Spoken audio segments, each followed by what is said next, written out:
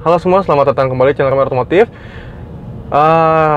Hari ini gue pengen melanjutin video part keduanya yang sebelumnya udah pernah kita upload, yaitu Honda Accord.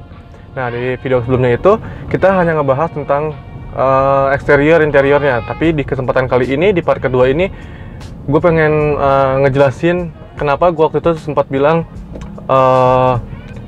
gue lebih suka nyetir daripada duduk di penumpang ya. Jadi ikutin terus ya. Oke, jadi gini, kenapa gue lebih suka mengemudi di mobil Honda Accord ini dibandingkan gue duduk di belakang? Karena gini, menurut gue habitatnya itu dia ada di pengemudi ya, bukan di penumpang di belakang. Untuk driving impressionnya gue tuh sebenarnya agak sedikit underestimate ya sama Honda Accord ini. Yang gue kira tuh mobilnya gede gitu kan, terus limbung atau gimana gitu, agak sulit lah gitu, nggak terlalu friendly bawanya. Tapi pas gue bawa mobil ini, gue seakan-akan langsung cepet untuk familiar untuk bawa mobil ini. Nggak kerasa kayak mobil besar ya, padahal dimensinya itu dia panjang, hampir 5 meter. Tapi kalau kita udah nyetir kayak gini, ini rasanya sama kayak mobil compact, sama aja gitu. Nggak ngerasa kayak bawa mobil gede gitu, nggak. Rasanya tuh familiar banget, gue langsung kayak, wah, nggak ngerasa kagok gitu kalau gue bawa mobil ini. Mungkin kesulitannya ya, agak kesulitan itu kalau kalian lagi parkir, karena dia bonetnya panjang dan sedan itu nggak ada bagasi. Itu yang agak sedikit gua kagok lah kalau parkir. Soalnya gua jarang bawa sedan gitu kan. Terakhir gua bawa sedan kapan ya? 30 gua terakhir bawa sedan. Nah sekarang gua bawa sedan lagi, tapi Honda Accord yang size-nya lebih besar daripada E30, lebih panjang. Sekarang kita bahas dari suspensinya ya. Untuk suspensinya sih menurut gue, kalau kita head to head dengan Toyota Camry, mungkin duduk di belakangnya itu lebih nyaman Toyota Camry. Ya, ini bantingannya itu nggak selembut Toyota Camry. Ini agak sedikit stiff ya, agak sedikit kaku bantingannya. Tapi kakunya tuh bukan kayak mobil-mobil gimana ya, bukan kayak mobil-mobil murah gitu kakunya. Kena polisi tidur, oke, kena polisi tidur, tapi keras, tapi nggak yang ajut-ajutan gitu loh. Dia stiff, terus bantingannya enak banget. Menurut gua ya agak sedikit keras sih gitu kan. Untuk mobil sebesar ini sih menurut gua agak sedikit keras. Apalagi kalau kalian bandingin sama Toyota Camry, itu lebih keras ini jauh. Ada negatifnya, ada positifnya dari suspensi yang keras itu. Dari negatifnya ya itu tadi, bantingannya agak sedikit keras, agak sedikit kaku ya. Tapi overall gua duduk di belakang walaupun keras dan kaku cukup nyaman lah, nggak terlalu lebay banget lah gitu, tetap nyaman rasanya, nggak bikin mual gitu kan.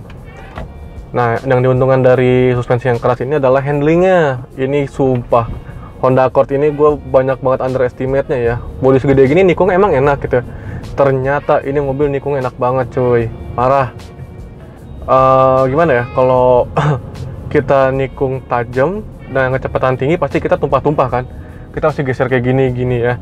Tapi kalau di Honda Accord ini gue pernah nyoba nih ya, nikung agak kencang di tikungan gitu ya.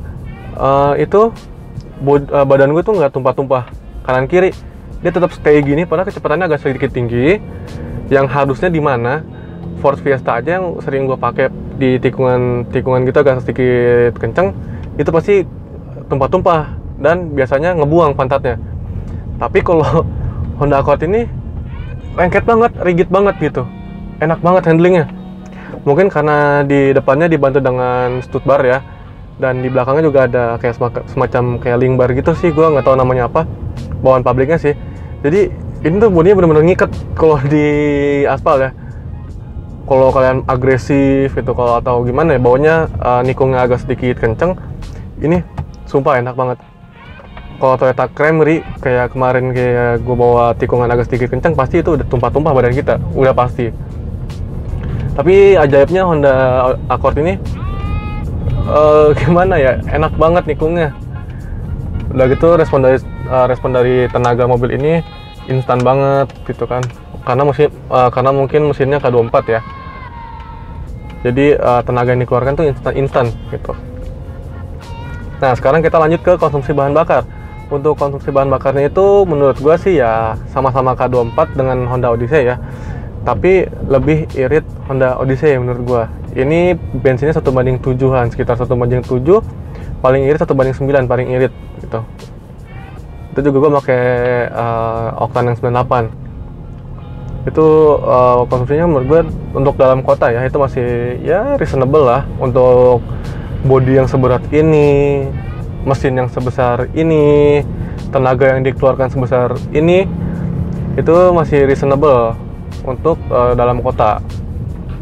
Tapi kalau kalian mainin pedal shiftnya, kalian masukin ke gigi S, terus kalau kalian masukin ke S, kalian aktifin pedal shiftnya, itu udah pasti sangat boros gitu. Gue pernah nyoba, ya itu sekitar 1/6, 1/5 lah kalau bejak-bejakan, atau bisa lebih lah, 1/4 mungkin kalau gue bejak di tol. Karena kenapa? Di sini nggak ada fitur Eco Mode-nya. Kalau di Honda Odyssey sama-sama K24 tapi ada fitur Eco Mode-nya. Kalau di sini nggak ada.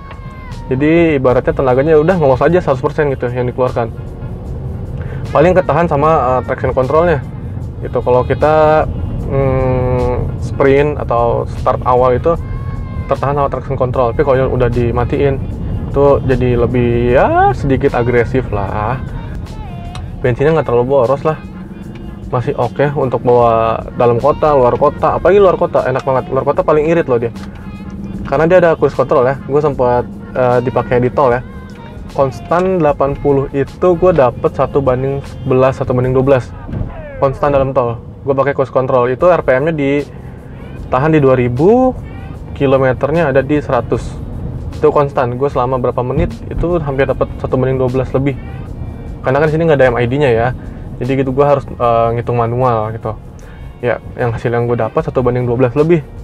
Mungkin 1/13, 14 itu gue nggak tahu sih akuratnya berapa gitu. Tapi ini kalau dipakai jarak jauh, apalagi kalau pakai cruise control tuh irit banget. Sumpah. Mungkin karena RPM-nya ditahan di bawah 2000, jadi mesin nggak terlalu effort mesinnya. Jadi konsumsi bahan bakarnya yang terpakai itu nggak terlalu boros gitu. Ya sekarang kita ke bagian kesimpulan aja ya, karena menurut gua mobil ini nggak terlalu banyak komentar yang negatif untuk mobil ini.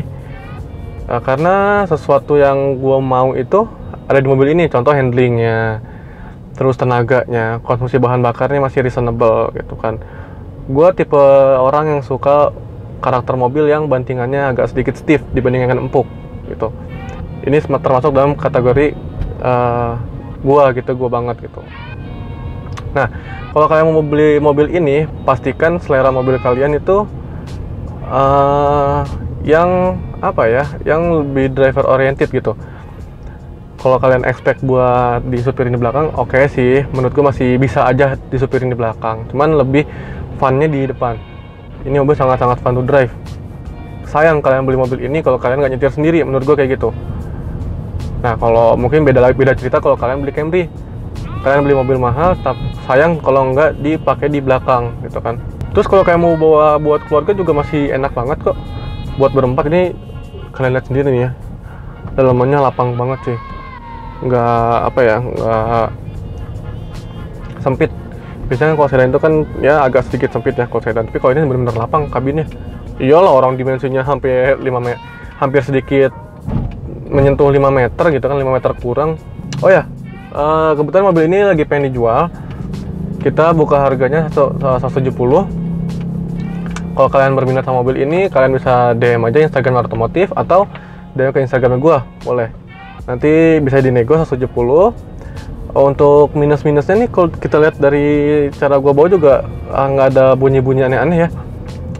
Kayak rack steer nggak bunyi, masih aman, masih bagus karena udah gua cek. Terus terot, long terot, arem, busing-busing itu masih pada bagus semua. Yang permajaan kemarin cuma selang radiator ya, selang power steering kemarin gua ganti terakhir tuh. Untuk kaki-kaki nggak ada yang gua ganti, ini masih seger kondisinya, nggak ada bunyi-bunyi sama sekali, nggak ada malfunction juga di elektrikalnya. Biasa penyakitnya Accord tuh katanya di power window-nya gitu, sama di power window-nya di motornya itu penyakitnya di situ. Tapi sejauh ini mobilnya masih aman. Kalau katanya kalau kita turunin itu dia sering naik sendiri, tapi kalau ini aman banget kok power window-nya. Overall aman banget. Interiornya juga ya rapi, interiornya rapi lah segini mah, nggak banyak kabel-kabel menjutai gitu kan, rapi banget lah. Cuman kalau masalah getas-getas atau kayak setir Honda ini sering banget apa ya, makan waktu jadi kayak ngelupas gini. Terus logo Hondanya agak sedikit pudar biasanya gitu. Kalau untuk kelemahan dari si Honda Accord ini. Ya udah gitu aja teman-teman untuk driving impression dari Honda Accord 2011 ini yang faceliftnya. Mohon maaf kalau salah kata, dan see you at next video. Bye bye.